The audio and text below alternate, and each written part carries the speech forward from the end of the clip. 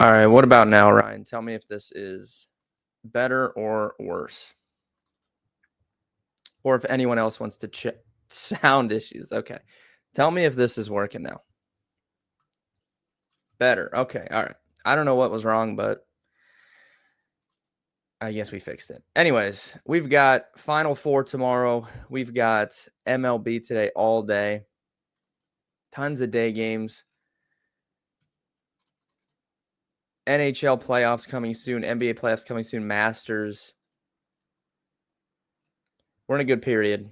I got some MLB plays I like today. We're going to dive into the college basketball games a little bit more. I still can't really figure out Florida Auburn. So we're going to talk about that a little bit. Talk about Houston Duke. If I can get tomorrow I'm going to move my computer to the new spot. If I can get my OBS set up, if I have time, I will go live and we'll stream during the Houston game. No promises, but I'll try and fix my OBS because I know for sure I have to update it, and then I need to build another overlay. We'll see, but I would like to stream tomorrow. We'll see what happens. Overall, though, if you were commissioner, how would you handle? Oh yeah, we're gonna Guru. Thank you for bringing that up. We're gonna talk about Ja Morant too. What? Oh, my God. What is wrong with this guy? Seriously.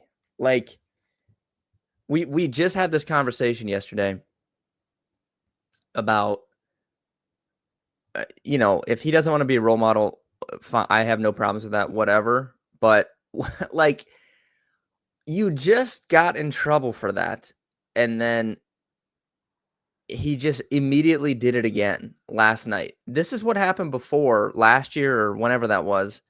Like, when he got in trouble, and then he just immediately did it again, and then that was when he got suspended. Like, is there seriously something wrong with this guy? I don't understand it. I have no problems with him doing it. I don't care. But the rules are not to do it. They just talked with him about not doing it, and then he just instantly did it again. What? This guy is like the biggest troll I've ever seen, man. Come on. I don't know, Guru. I have no idea. If I was commissioner, I don't know what I would do. What do you even do? Just suspend him again? I don't know. Guy's got issues.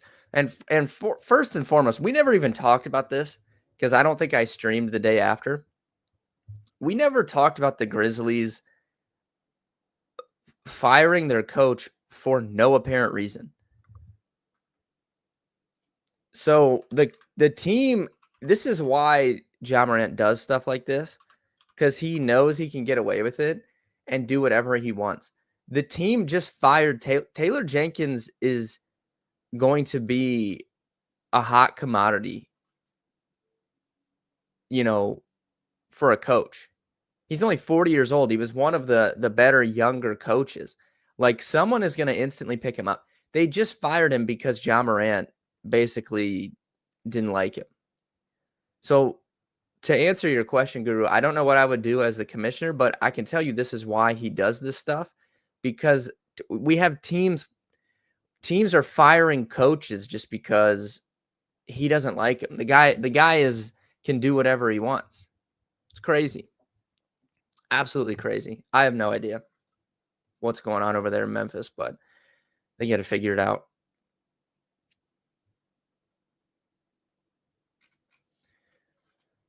Yeah, the fight the day before. Desmond Bane, he's always trying to fight somebody. I don't know what his deal is.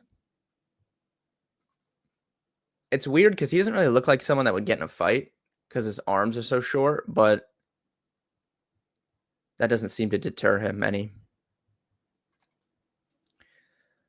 All right, so I'm sticking with Houston. Again, there's zero reason for us to bet them because of the futures. If you don't have the futures, I would be comfortable playing Houston plus 5.5. I think this is a one possession game all day. So I think 5 is a little bit too many. My numbers in my sheet, I have this as Duke by 2.5.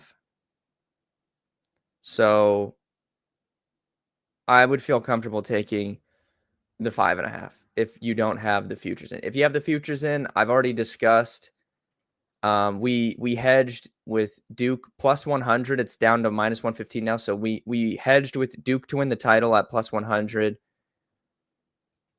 So at least if Duke wins, I'll profit a little bit, and if Houston wins, I'm gonna profit a lot. So we're definitely gonna be rooting for Houston. I still think Houston can win this game. The X factors for me in this game, Houston is such a good rebounding team, but they're not very tall. They basically start like 6'8", 6'8" in the front court, Roberts and Tugler. They're not super tall, but they're so active, so good at rebounding. So, they did struggle a little bit, I would say, against the size of Purdue. I don't think that's why that game was close, really. I think that game was close because Purdue just did great making timely shots. But, I mean, that was the game Cryer only had 5 points, which is, that's going to hurt Houston quite a bit when their best player, best offensive player, only has 5 points. So I think that's why that game was close. But I do think the size of Purdue bothered them a little bit. So it's going to be interesting to see how they adjust to the size of Duke, because Duke is very big. Cooper Flag, Malawak, 7-footer. So that's going to be an adjustment for them early on in the game, see how they handle that. Also, Duke is going to hunt LJ Cryer on defense. Houston, number 1 defense in the country. They are so good on defense. The only weak point they have on defense is LJ Cryer is not a great individual defender. So I do think they're going to hunt him early on. So look for them to try and get some switches, like get Knipple on Cryer, see what Proctor can do. I also think Sion James is going to have a big game shooting. He's a very good 3-point shooter, shot over 40% from this year. They're going to need him to make threes, very similar to Purdue, right? Purdue relied, like, a big focus for Houston against Purdue was, making Braden Smith pass, which he did quite a bit. And those guys in the corner, Lawyer, they were making their threes. And that's why that game was close. So if Sion James is going to knock down threes, that's great for Duke. So that's going to be a big X factor, is whether or not Sion James can knock down threes. He's probably going to get some open threes. And how Houston adjusts to the size of Duke, I think, are the big takeaways from this game for me. And whether or not LJ Cryer can hold up, because I think Duke will probably make a point early on in the game to really go at Cryer. And if he's having to expend extra energy on defense, will that affect his scoring, shooting? I don't know.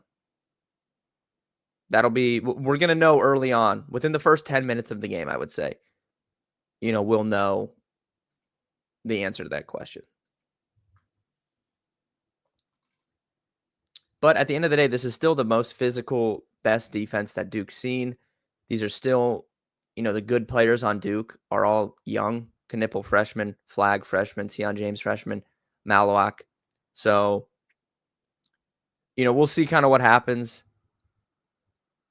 I'm riding with Houston, though. I think they can. If any team can beat Duke, I think it's Houston. If not, Duke is just going to win the title. For Florida-Auburn, I think Florida is top to bottom the better team, but they just haven't played well basically for the entire tournament. We've talked about this. 2 games in a row now, they've completely just relied on, Walter Clayton taking over at the end of the game and playing iso ball. Well, not 2 games in a row, but 2 times. They were fine against Maryland, but against UConn, they only beat UConn because Walter Clayton just took over in the second half of the game by himself. And then they only beat Texas Tech because of Walter Clayton at the end of that game. I don't know if you can rely on just that against Auburn. Auburn is a good enough team relative to, a Texas Tech or a UConn, to where I don't know if you play with fire that long, I don't know if you can just flip the switch in the last 5 minutes of the game and come back and win. So that's going to be a big big thing for me is Florida going to stop. They've played bad the entire tournament. I really can't understand it. They've only gotten to this point because of how good they are, roster wise. So can Florida play to Florida's abilities? Todd Golden, I think, has gotten outcoached by Danny Hurley. I think he got outcoached against Texas Tech.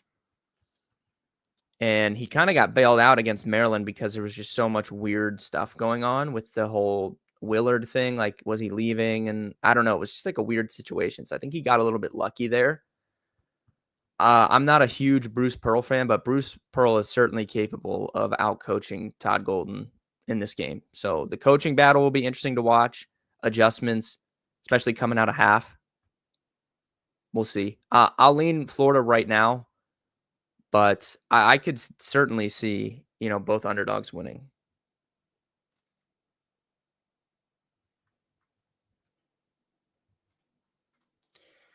But yeah, so Duke to win the national title is how to hedge the Houston stuff if you guys have Houston futures with me.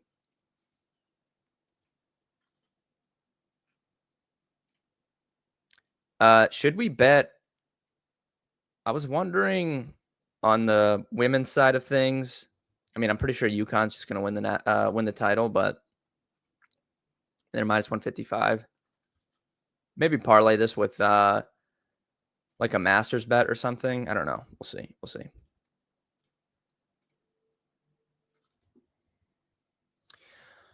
All right, for baseball, lots of day baseball going on today. Some pretty low totals in some spots with the weather. Like you'll see Chicago here. This was at 6.5 at one point. It's back up to 7 now. And then the Detroit game as well. I would be interested in the 7 here. I didn't like it at 6.5, but the under 7 I'm at least interested in. That would go on my maybe list. But I'll rattle off some plays that I do like today. First and foremost, the Atlanta Braves are going to get in the win column tonight, finally. They're huge favorites, but I'm going to parlay them with San Francisco, plus 135. Moneyline parlay, Braves and Giants. The Braves will get their first win of the season tonight against the Marlins. Finally, Schwellenbach is going to have a huge start. He's going to go 5-6 innings scoreless, and they're going to get in the win column for the first time tonight. So Braves, Giants, moneyline parlay is looking good to me. I also like the Texas Rangers on the money line at home. I'm interested in some Washington Nationals props. So Brandon Pfaadt is someone I'm a fan of. You guys have known this, ever since he first came up a few years ago. He just signed a contract recently. He hasn't put it all together yet, but we know that the potential's there for him. His main issue is left-handed hitters. So if we look at last season's splits, he gave up home runs to both sides of the plate. There was really no differential there. He gave up 12 home runs to lefties, and he gave up 12 home runs to righties last year. But if we look at the kind of underlying numbers, batting average allowed to lefties last year, 294, to righties, 224. So really, really big difference. Strikeouts, 109 against righties, 76 against lefties. So big drop off in strikeouts against lefties as well. Weighted on base allowed, 348 against lefties, 276 against righties. He just has yet to figure out left-handed hitters, and that's going to plague him until he does that. That's going to be what holds him back. So looking at the Nationals lefties tonight, I think is a pretty good spot. Nathaniel Lowe has decent batted ball numbers to start the season. He strikes out a lot, but, so Nathaniel Lowe, James Wood, those are like the main two that I'm interested in, but definitely want to look at some Nationals props tonight. Maybe a hit parlay, total bases, either of those. But that spot definitely sticks out to me. And it's an 8.5 total, right? That's basically the highest on the board today. There's a couple 8.5s out there, and that's it. A 9 at 2:00. So Nationals props looks pretty good to me. Yesterday was good. We hit the over in that Red Sox Orioles game. And then on the stream, I was debating between Josh Naylor and Pavin Smith. Of course, I picked Pavin Smith, and then Josh Naylor's one that comes through. Early morning games, anything. I didn't take anything officially. The under 7, I'm good with in the Chicago game. It was 6.5 on FanDuel. It moved back up to 7. I'm good with the 7. Did not like it as much at 6.5, but I like the under 7. I would be interested in the over 9 in the Red Sox Cardinals game as well. This is the best spot for offense today, I think. So over 9, Cardinals Red Sox would be a lean for me. Under 7 would be a lean for me. I don't really like a side of any of these games. Oh, wait, I do. Not for early morning, though. I like Pittsburgh on the money line at plus 140 today. So Yankees, they got in a weird game yesterday. It was a blowout for a while, and then they gave up the grand slam. So they did have to use like Luke Weaver at the end of that game. Pittsburgh, I like Mitch Keller a lot. So I think the starting pitching matchup is pretty even there. And the Yankees did have to get into that bullpen a little bit. So there's a little bit of value on Pittsburgh today, I think. You could talk me into them, especially with it being a road game. But for the early games, these two, the over and the under in those two games would be leans for me, but I did not take any of those officially. If you wanted to look at like props, I would avoid props in the Cubs game just because the total is so gross. No reason for me to bet on that. This game would be the best for the props, Cardinals and Red Sox. Let's take a look at Walker Buehler here.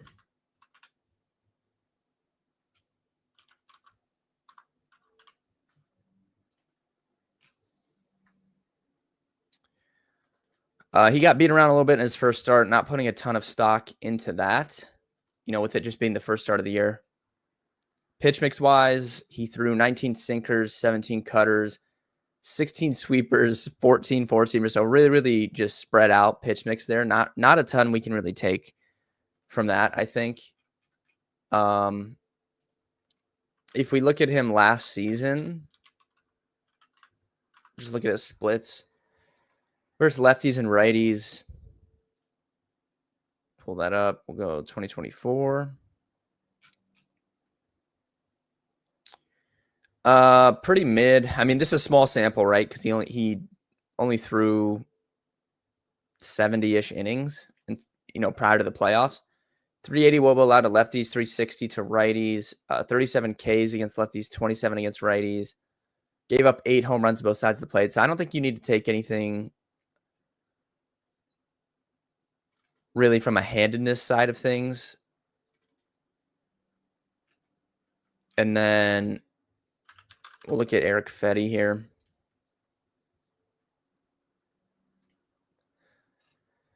(2024) 302 WOBA allowed to lefties, 284 to righties. He gave up 13 home runs to lefties, 7 to righties. So really, really big power split there, more towards lefties. So we could look at home run props. If you were looking for Boston, I'd focus on the lefties. Does Rafi Devers finally hit a home run? Oh man, that could be a question. He finally got a hit, so I mean, I guess that's next on the board. Let's see. So last year, Eric Fetty had a 3.30 ERA, 3.91 expected, 37% hard hit rate allowed. That's not that bad. It was 44% the year before, so that was a drop off. If we look at his pitch mix, though, in his first outing this year, it was mainly cutter sinker. Last year, kind of the same thing. Cutter and then sinker. Those were his most two popular pitches.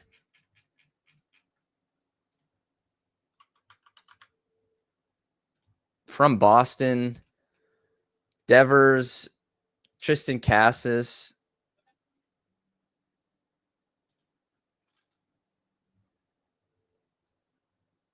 I guess Abreu as well. Let's see.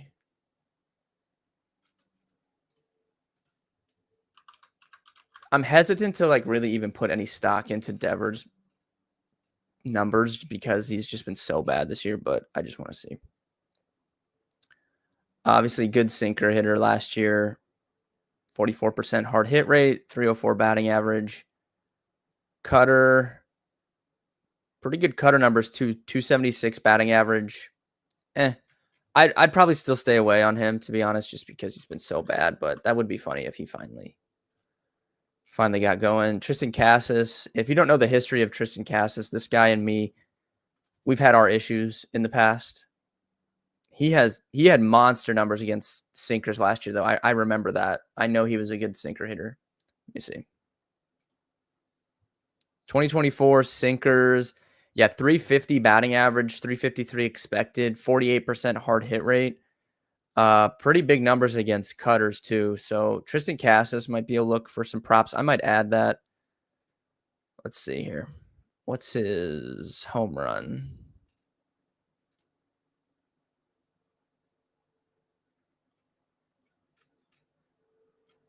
Plus 680. Kind of interested. Total bases. He's got to be at least like plus 120, I'd say. Not RBIs. Hits, runs, RBIs.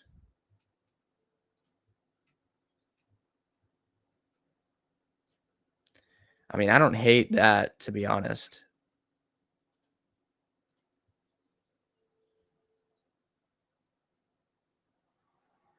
Plus 170 for the total bases.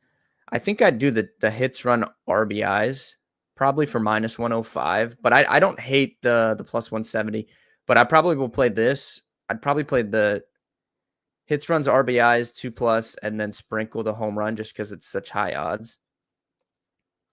That might be my move.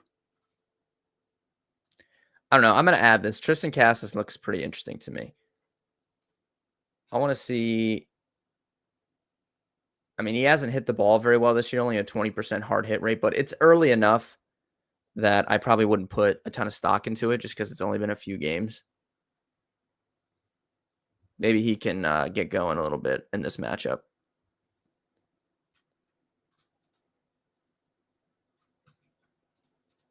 I don't really care about BVP, but let's see. Has he ever seen Eric Fetty? He has not. The only Red Sox that have ever seen Eric Fetty, Story has 4 at-bats against him, and then Bregman 1, Devers 2. So nothing to even draw from that. But we'll sprinkle on Tristan Cassis just because we found it here on the stream. Overall, though, to recap, we're going to look a little bit at some Cassis props in this early game. I took the moneyline parlay, Braves and Giants. It was plus 135. I took the Rangers on the money line. I took the Pirates on the money line. And I don't hate this under 7 in the Cubs Padres game. Plus 110 on DraftKings for hits, runs, RBIs. All right, good luck, Ryan. I don't have that pulled up, but definitely take it over there if you can. I don't think I can bet that, unfortunately. I don't know. DraftKings is really weird with the props it lets me bet. The only thing I can ever bet on DraftKings is touchdowns. Everything else tells me that I'm limited. So I don't know. We'll take a look.